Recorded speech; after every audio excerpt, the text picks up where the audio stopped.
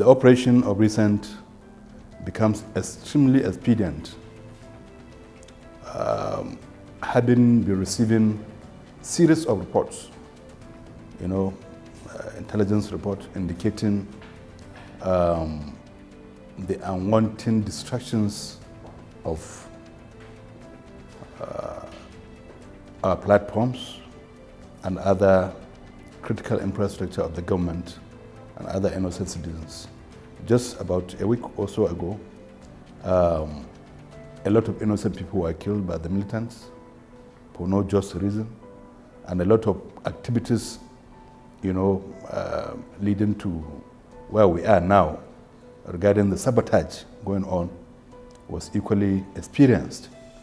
And it becomes necessary for any government to take action, and it is based on this the military is there and other security agencies to ensure maximum security and maximum securing of that place against any form of illegalities and militancy, most significantly to stop or to contain the activities of criminals who on daily basis kill our innocent citizens.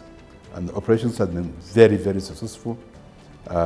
Based on the tips, we acted swiftly, and combination of forces were used to ensure that maximum successes were recorded. And I believe we were glad that most of the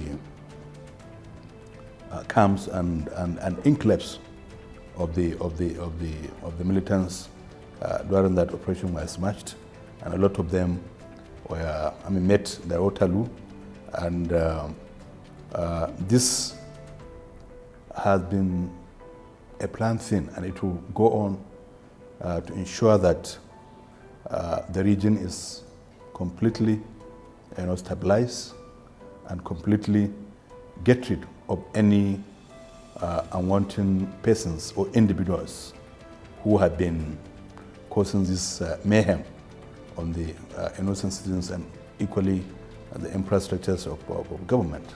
Are the militants in Ogun and Lagos the same as those in the Niger Delta? It's very hard to understand. You understand, but all to know is militants are always militants, and wherever they come from is immaterial. The most important thing is they are identified as militants, and they are identified as people who constitute nuisance, to the general environment, to the security threats, to the security aspects of this country, which we cannot in any way condone.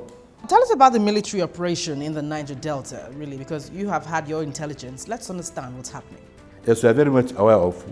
Our presence there does not in any way mean, we have to, fighting or war.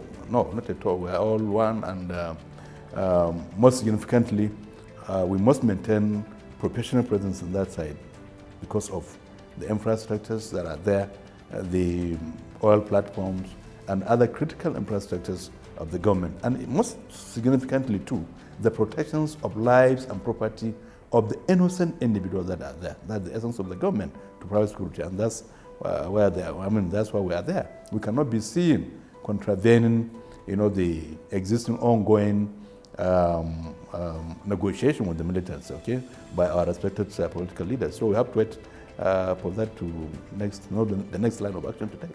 But would you say you have enough intelligence to tackle the militants? Well, yes, we do. There has always been synergy, between other security agencies, and that's why we brought in so many experts. The essence is for each and every one of us to display his own expertise, in one way or the other, to ensure that the operations becomes a huge success. And that's what I've been doing, and we'll continue to do that for the betterment of this our great country. The Nigerian army has since procured more infrastructure to aid the fight against vandalism. This is not in the interest of the nation.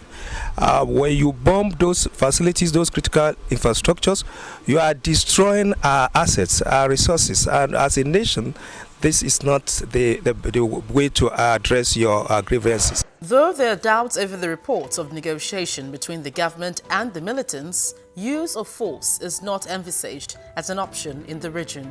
The terrain, the historic nature of the issues and challenges are such that military solution may not be the way forward. For us, who are products of the political system, who are at this level, we have a duty to mobilize communal and local leadership. We have a duty to support the work that intelligence agencies and security agencies are doing. We have a duty to ensure that issues are better appreciated and that we break the communication gap. And where there are issues, those issues need to be addressed. It's also our duty to network, as I'm doing, to ensure that problems that are identified as the root cause of some of these challenges are looked into. The military solution, I've always maintained, is not the right option. This government that I belong to should do everything possible. Everything, when I mean everything, should do everything possible to exhaust the option of peace. But again, in doing so, I will want the government to make sure they communicate to the right people. Not just to communicate with anybody from that region, but the right people that can assist us as a government to achieve peace and development as of today in our region. Yes, the government might say they are talking to the people. I don't know which of the set they are talking to. Today, as you can see, the MEND is also speaking. I can tell you clearly, even in the MEND today, there are division in the MEND. I don't know which of the MEND they are talking to. But the current issue today that is affecting our region is not even MEND. As of today, I don't think MEND has made any, bombing and so forth. So I want the government especially to concentrate on the current situation that is going on in the region that is being done by the Avengers. The federal government has warned individuals against the engagement in pipeline vandalism and sabotage of power infrastructure that have combined to drastically reduce power generation and transmission, and by extension, fuel supplies. This has brought untold hardship on Nigerians in recent times. There's no nation in the world that wants electricity that vandalizes the assets that produces electricity. It just doesn't make sense. So I can control what my team does. I can promise you what my team effort will produce, but I can't control behavior that is counterproductive. Those pipelines are national assets. They were built with our commonwealth. The people whose territory it passes are custodians of it for the entire nation. So let us assume that the people who are also custodians of Jeba, Kangi and Shiroro dams, they are built with Nigeria's money, go to break them down because they too are angry. Then who gets power? If you look at the two distinct issues, some people have levied war against Nigeria, and there is the abundance of some evidence that a lot of them, or a significant portion of them, are non-Nigerians. And that distinguishes the two situations.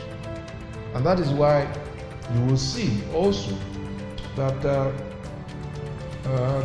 government is saying nothing is off the table. We will negotiate and we will also apprehend. And we will respond.